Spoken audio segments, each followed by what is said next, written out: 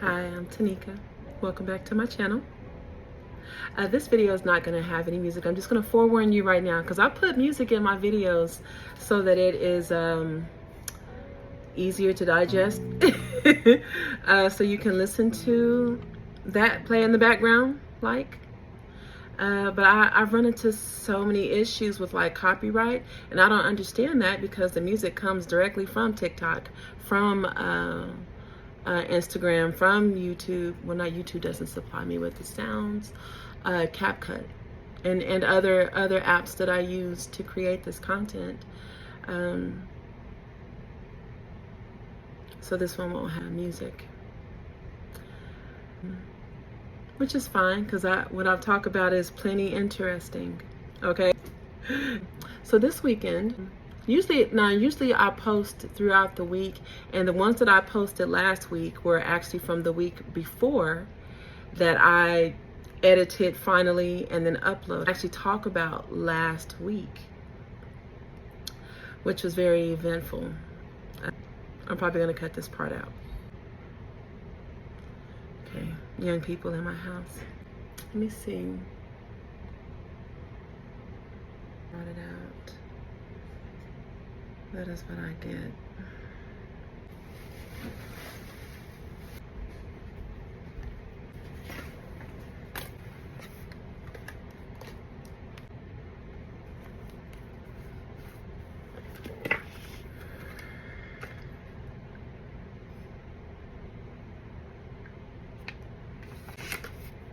Okay, so that's not it.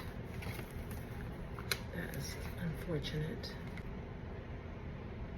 Yeah, it might be the simplest thing. Simple shit. Setting off a whole sequence of events. Don't let me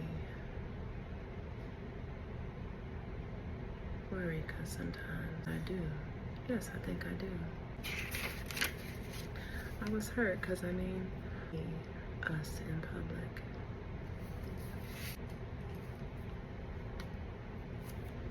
Wow. And I'm recording the whole time. Found, because I'm going through, I have a whole bunch of these little journals. They're just all over the house. It has, this is an insert for a Midori. I have like this Midori that I currently use. I'm so sorry. And this Midori that I currently use, it is, it has several inserts, like maybe 5, and that's a lot because I also have the little packets in there where you can put things in, the little inserts for this. This didn't make the Midori because it's filled up with its own stuff.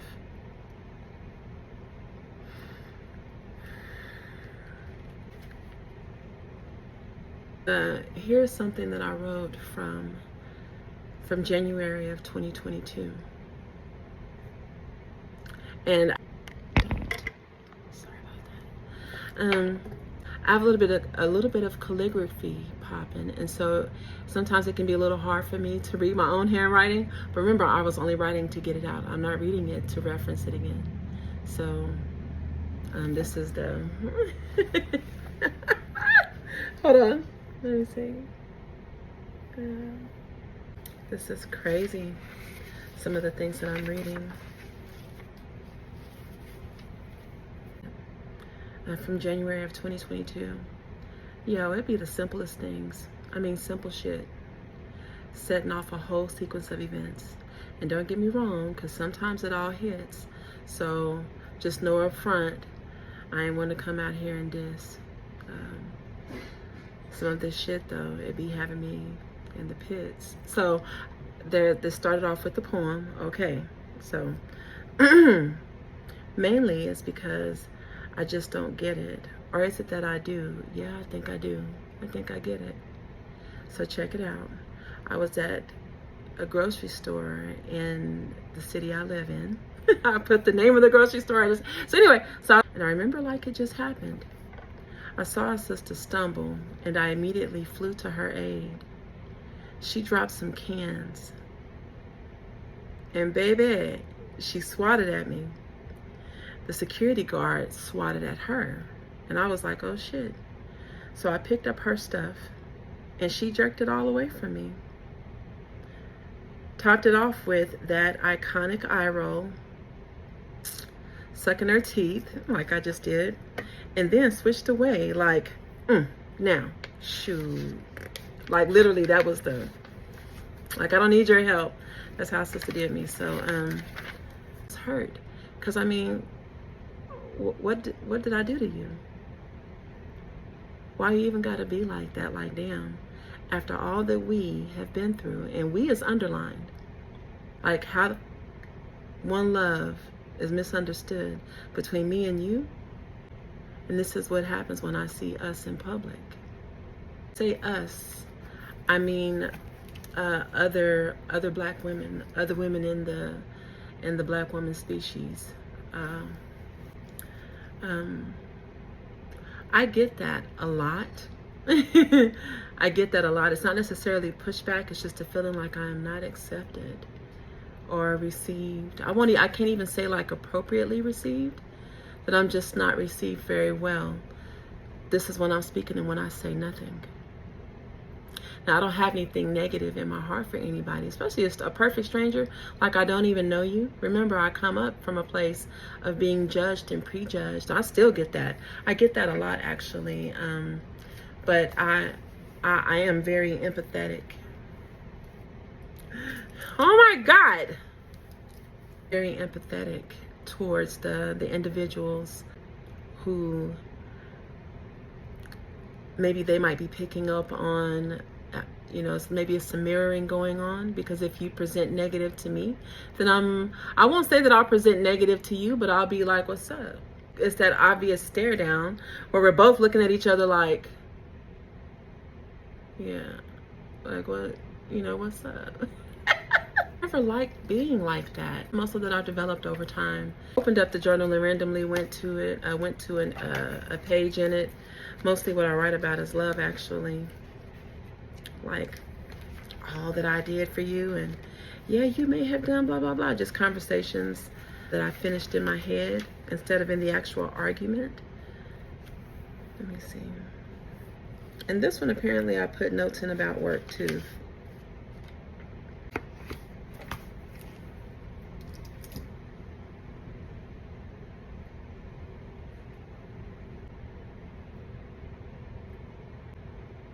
So a couple of weeks ago, or recently, I met, I frequent a coffee shop close to where I live at. And there's a gentleman that when I go in, he is always so nice. He's an employee there, right? And so I'm talking to this gentleman. Every time I come in and I order my little latte or my grilled cheese sandwich with creamy tomato soup. That's like my stuff. That's my jam. What I get, and he knows what I get. Well, long story short, I go in there and I talk to this gentleman about their menu and about events that they have. And long story short, I realized that this whole time, for months now, I'm not just talking to a cashier at a restaurant or at a cafe or a coffee shop. You are a partner. You own half of this thing. Mind you, I done come in there emotional, and I speak to a cashier as if they've known me forever. And how was your day? Today, I got to sit in the room with a bunch of sharks, and I was the only little tadpole in there, and I felt like I could get swallowed up. But because God is God and they are not, I am still here, and I'm very happy and grateful. I'll go on and say, yeah, I took my medicine, and and I'm only here to pick up food, and I'm not fit for a conversation. Okay? Or I had a driver, by the way, but I'm just saying these are some of the conversations that I've had with this gentleman. Recently, on a day that I had just had it, I went in on this one day after being at the library. This is just like maybe 2 weeks ago. And I had just it was a day. I'd had a whole day. He could see it. And I'd ordered the grilled cheese sandwich with the tomato or the creamy tomato soup. He suggested that I try his cheesecake. Oh my God. Said it was his grandmother's recipe that had like people coming in and out my house. And so it had like a caramelized strawberry, dehydrated strawberry crumble. Oh my So delicious and so filling, and you could just see layers of the strawberries. Perfect little combination, each slice. Anyway, okay, so I want to talk about idle time. Idle time. I won't. I mean, it's on my mind because I deal with a lot of young people that are they just lack direction. That's all. And something as simple as just pointing out what they could be doing with their time versus what they are doing with their time. I think that is so helpful. It's just a very well planted seed. Even if you get it out, whether it's in the gist of a normal conversation, you're just dropping a juicy little morsel, or if it's like, this is crucial, we've just had an altercation or some type of issue or incident has happened and it's being addressed. But I want to give it, I want to pay it forward and pass it to some people that might need it, because some people don't know what to do with their time. They don't. Whether you're a student or you're an employee for a company or you're an entrepreneur, you'll look up and so much time will have passed. And like, for the ones that are sitting at home, this is primarily who I'm talking to. When you're trying to find your way, you're trying to figure it out, get this thing figured out. Where am I going to work? If you're transitioning out of your parents' house or out of a roommate situation or into a new place, and you're at ground level, and so you're needing to figure out where you're going to live at, where you're going to work at. If you don't have a car, how you're going to get a car. I can share with you by telling you what I did, what I've done. So I've positioned myself. I've been very blessed that I've not had to just ask anyone to use their cars. I've never just had to live with someone. I did have an aunt who lived in the state of Texas, and when I left another state, I only came to the state of Texas because my mother was there. And my mother was living with that particular aunt, and she had this huge, like, 5 or 6 bedroom house, 5 or 6 bedrooms with the 3.5 bathrooms. 1, 2, 3. Yeah, 3.5 bathrooms, and an office. Yeah, plenty of room for us. And so my mother was like, you got my grandchildren. You got the only grandkids in a whole nother state. You've been doing this. The kids were like 2 years old by the time I left that state. And so, anyway, when I came there, now I didn't find a job before I left the other state. I left the other job because of some crazy stuff that was going on where I was living at.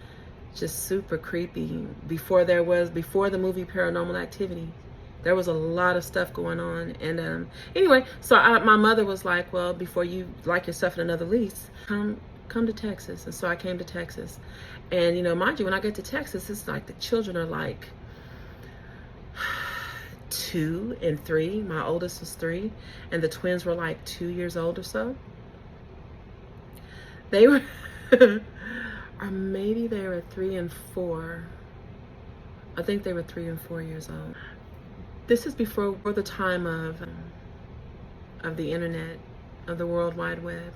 This is in the early 2000s.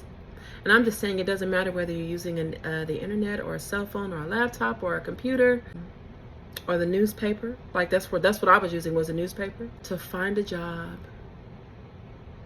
to search the area for apartment complexes and home rentals, so I could rent a house or something to just to house me and my children. And so I never qualified. I did a couple of times because I would get fired or laid off from somewhere. In most states, you don't really qualify for SNAP benefits or government assistance, food stamps, TANF. I coined this as the Mariana Trench of single motherhood, parenthood. Not knocking any other single fathers, because I know that the single fathers are out there. I actually came to know a lot of them through the military. A lot of really, really great dads, fathers. Anyway, I was just really concerned I didn't want to be a burden or a hassle. with anyone. And so I knew that anytime that I wasn't at my aunt's house, someone would be there watching my children, or I would have my children out in Texas traffic trying to figure. It was just that was too much. So I would limit the time that I was out, not because my aunt limited it, but you can get overwhelmed with your own children. Some people get overwhelmed with their own children. I used to get very overwhelmed, just in my 20s, just left my husband. I need a break, okay? And so I stayed needing a break, but I definitely stood up to that like a G. And my children were pretty much everywhere I went. They were. And if I needed to leave them at home with my aunt and my sister and my mom or whoever was there, I was always conscious of how I communicated and what I communicate. And so for those of you that have no children and it's just you at home, when you are living under someone else's roof, if I may suggest, if they don't ask you for anything, you should be trying to put money in their hands. When I think back, my aunt never demanded that I pay her anything, never asked me for anything. And the few times, which is why it was only a few times, that I ever took out my little $200, $300, $50, whatever I had, anything that I was trying to give to her, she turned it down every single time. And now that I'm older, I know why. When I was younger, I thought it was because she was just being hateful. Like my money is no good for her. Like my money is not good enough. But I'm in a woman's house who was also a mother, who was also a wife. She was divorced by that time. But I'm just saying that looking back, she deserved a lot more credit than what I was giving her, because I thought I was just a huge burden. Even though me and my children, we were easy. They didn't put any stains in the carpet. They didn't break any damn thing. Nothing like that. For the most part, we ate like whatever little food that I did put in there. That's what we ate on, and I tried to keep it that way. And she was generous. But I'm just saying, for the people who don't know how to be in a household with anyone else, there are just some things that young people just don't know. They don't know. When people are extending themselves trying to help you, how you spend your time means everything, and it tells someone what your intentions are. More than whatever intention that you shared with them, your actions actually tell the truth of what your intentions are. And so when you tell someone, I just need to be here for a little while, I have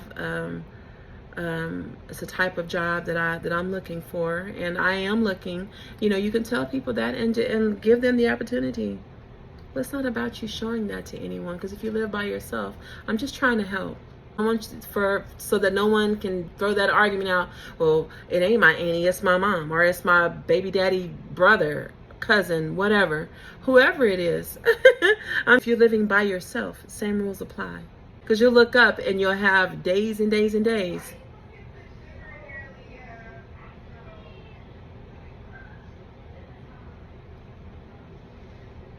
The children are downstairs right now talking about putting sugar in the spaghetti.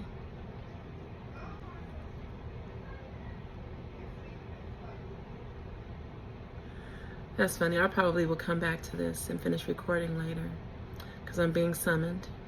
So I don't know. I just want to encourage, because the young people, even in my children's absence, whenever they're not here, it's like I attract them 100 miles an hour. They feel very safe talking to me and sharing with me, and they know that I have some resources and that I am generous. I share, because I didn't have a lot of people extending themselves to me. I did have it sometimes. I didn't have it a lot. Before I go, let me tell you, in another state that I lived in, at the very top of that divorce, I don't want to say it.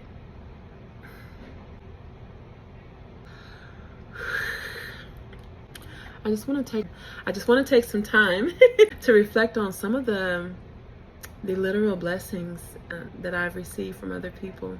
They come it's like right on time.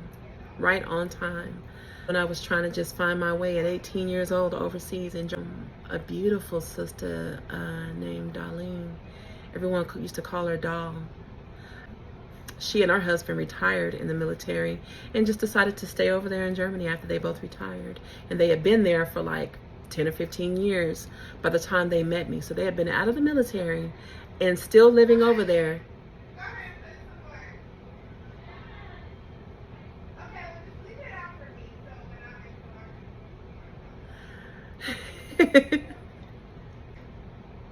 They're still talking about putting sugar and stuff. Sugar and a lot of stuff. I don't make spaghetti without putting sugar. My chili, even my lentils, just a little bit. Yeah, oh, I don't put it in like ramen noodles or pho or fa. I don't put it in that, but I mean, anyway, it just takes a little bit. It's a little bit. So anyway,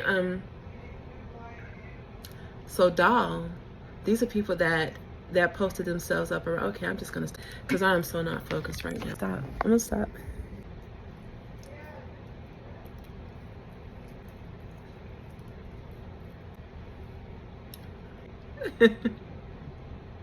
I just wanted to lean in just a little bit.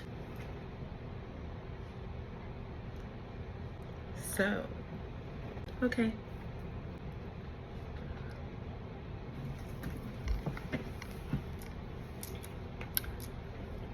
Did something rock you recently?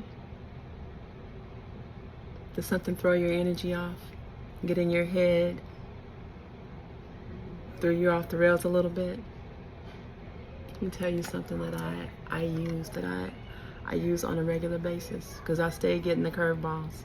I stay getting it. You can genuinely stay in a happier place the moment that something happens that shakes that. I'm not saying not to stand in the situation in the appropriate energy, give it the effort and the attention and the energy that every situation deserves. One of the things that you can do, though, to keep yourself grounded and level is just to think about something that brings you joy, something that you are grateful for. Gratitude is stepping in the spirit of gratitude. When you're grateful for anything, you think about that thing when you're going through. I promise you, it brings in a fresher energy. It lightens that energy. Inevitably, it does. And you're getting this from someone who has actually lived that. I live that and I do that on a regular basis. My life is not just like crap. I'm not just unhappy or miserable, so to speak. I mean, things happen. Things happen here in my house. Things happen at work. Things happen in my family, with my children, friends.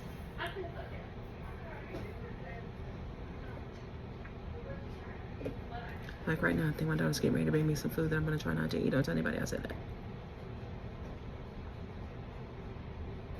No? This is the trenches now. We did what we could, what we had, so. Who's we? Me. We was missing half the seasoning, so I'll be like. Thanks. Close the door. Thanks. Hi. Hi, honey. I love you, Mom. Love you back. I'm gonna tear this up. Looks like my daughter made some quinoa. And that's what she said. The type of protein bowl, lentils, eggs. Yeah. Avocado, peppers, and looks like cut up tomatoes. Yeah.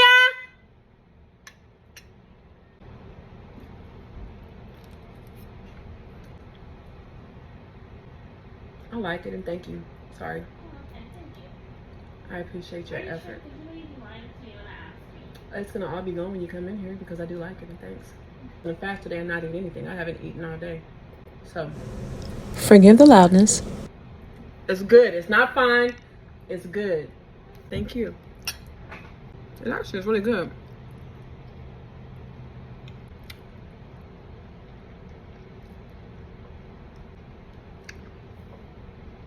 If you're having a bad day, or you just got some bad news about something, and you're trying to level yourself, you're trying to balance out your energy and step out of that negative energy, stay in a place of gratitude.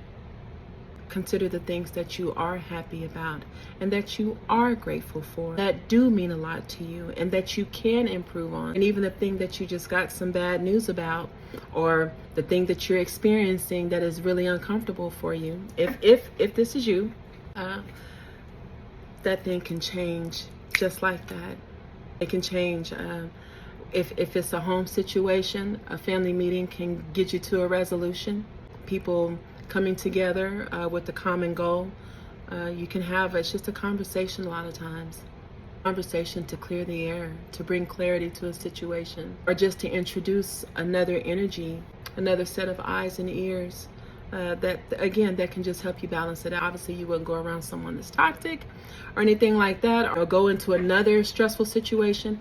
I'm just saying, when you're at any point in your day, beginning, middle, or at the end, like right now, I'm at the end of my the beginning of my evening, but the end of my day. I do this all the time. My little feelings get so hurt so bad sometimes. I don't say it. I wouldn't say it to someone. I wouldn't say, dang, what you mean by that? Because it kind of didn't hit me right, unless it hit me like exactly how you wanted it to hit me. But before I let myself address something or to talk to someone about something, I give myself some time to really, really think about the issue, and not just the issue, but how I'm feeling about it. How is this making me feel? And then from there, it's a very quick process. Is what can I do to change it? If it's not right, is going and opening up a whole case for investigation? Is that a viable option? Or would that eat more into the time? Or is it something that I can just let go of? The haters are gonna hate. They're everywhere. And if it's not about someone hating on you, mishaps happen. If you fell down some stairs and you just stopped, in anything like that, you had a big project and you accidentally deleted it. Assignment. I had a cousin who his calculus, his college, his senior level in college calculus, it was too much for me. Okay, one for him to show all of every single step that he had to write on paper, the long way, couldn't show his shortcuts. That was just too much for me. That was so much for me. But also, I don't have a master's in engineering, or even a bachelor's in engineering. So, you can be struggling with something. Pull back from it. Consider what can be done about it, and truthfully, like I keep a smile on my face. I don't mean a smile on my face and then I go in the bathroom and I cry. What you see that's pretty much what it is. I'm not very good at masking my emotions and masking my feelings. I do good to not. The best that I can do maybe is not to say anything if I don't have to, but if I have to, the 100% truth is going to come out of that. Okay, it is what it is. But on the flip side of that, I genuinely feel encouraged, and I just want to share that with someone. That's been a guiding light for me. It's a keeper in the toolbox, in the vault. The literal mind over matter. Have you ever heard of that? Mind over matter, if you've never heard of it, is being in a really uncomfortable situation or having some negative feelings that you maybe just want to step out of. And I'm not saying to not properly deal with something that needs your attention. It requires your attention. There may be some action items, some things that you actually have to do or that you have to say. I'm not saying don't do that. I'm saying as soon as possible, after you've processed, after you've gone through the initial stages of whatever emotion that you're working through, step into the spirit of gratitude. Be grateful. Just consider any one of the many things that you're grateful for. It's just stepping into the spirit of gratitude. It's a life hack. Gratitude covers much. So this is frequency, and it emits a frequency. When you start to think about the things that you're grateful for, you genuinely start to feel the emotion of gratitude. And it it cuts that negative emotion, those negative thoughts, that negative energy. It cuts it. I won't say that it cuts it off. It lessens it. It's impossible that it wouldn't. Try that. Let me know how it goes.